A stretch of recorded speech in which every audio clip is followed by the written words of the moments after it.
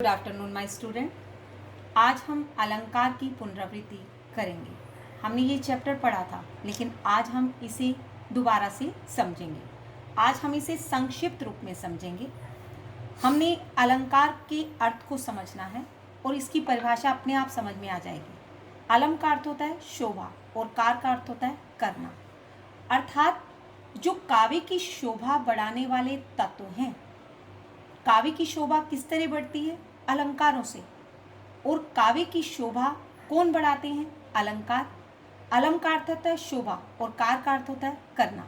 जिस तरह व्यक्ति अपने शरीर को सजाने के लिए आभूषणों का प्रयोग करता है और वह शरीर को सजाता है, उसी तरह कवि क्या करता है? काव्य की शोभा बढ़ाने के लिए अलंकारों का प्रयोग करता है। तो इसका अर्थ क्या हुआ बच्चे? काव्य की शोभा बढ़ाने वाले जो तत्व होते हैं उसे क्या कहा जाता है? अलंकार। अगर हमें ये दोनों शब्द समझ में आ जाते हैं, अलम का अर्थ है शोभा और कार का अर्थ है करना, अर्थात काव्य की शोभा बढ़ाने वाले जो तत्व हैं उसे अलंकार कहते हैं। अब हम अलंकार के भेद करते हैं। सबसे पहले हम करते हैं अनुप्रास। हमने अनुप्रास में ये सीखा था बच्चे, वर्ण की आवृत्ति, अर्थात वर्ण का बार बार आना। एक से अधिक बार जब वर्ण आते हैं तो उसे अनुप्रास कहा जाता है। रघुपति राघव राजा राम, मैंने दो शब्द लिखे, रघुपति राघव राजा राम। इस लाइन को मैंने पूरा कर दिया, रघुपति राघव राजा राम। र शब्द की आवृत्ति एक से अधिक बार होती है तो वहां पर कौन सा अलंकार होता है? अनुप्रास अलंकार। अर्थात वर्णों की वृत्ति एक से अधिक बार होती है तो उसे अनुप्रास अलंकार कहा जाता है। यह अलंकार समझ में आ गया। अब आगे चलते हैं। यमक अलंकार। यमक अलंकार में बच्चे क्या होता है?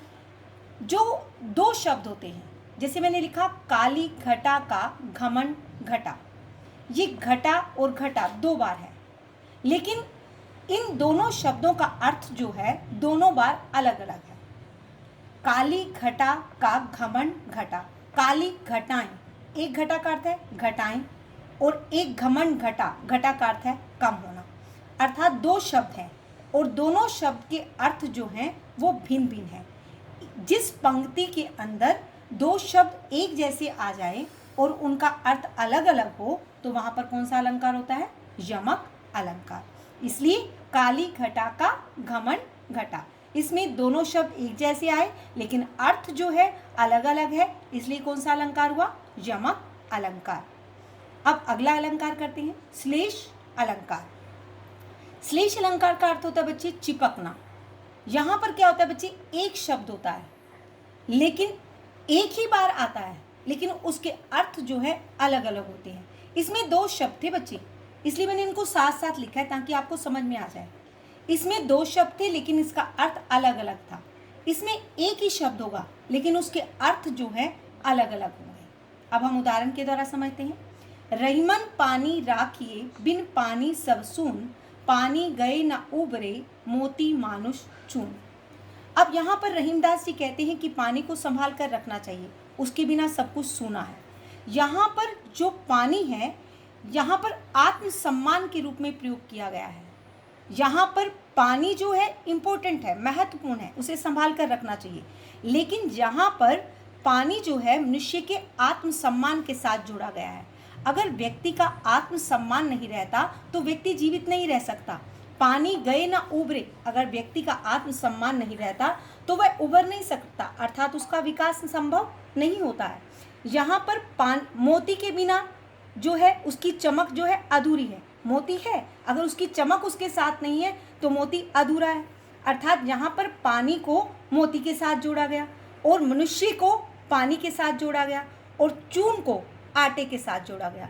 अगर हमारे पास आटा है, अगर हम उसमें पानी मिलाकर उसे गूंथते नहीं हैं तो वो आटा जो है गूंथता नहीं है। इसलिए यहाँ पर अलग अलग अर्थों को, किसमें? सिर्फ पानी था, यहाँ पानी है, यहाँ पानी है, लेकिन अर्थ जो है यहाँ पर भिन्न भिन्न है। इसलिए कौन सा अलंकार है? श्लेष अलंकार। इसलिए एक शब्द के साथ अनेक अर्थ चिपके हुए होते हैं तो वहाँ पर श्लेष अलंकार होता है। हमने अनुप्रास अलंकार पढ़ा।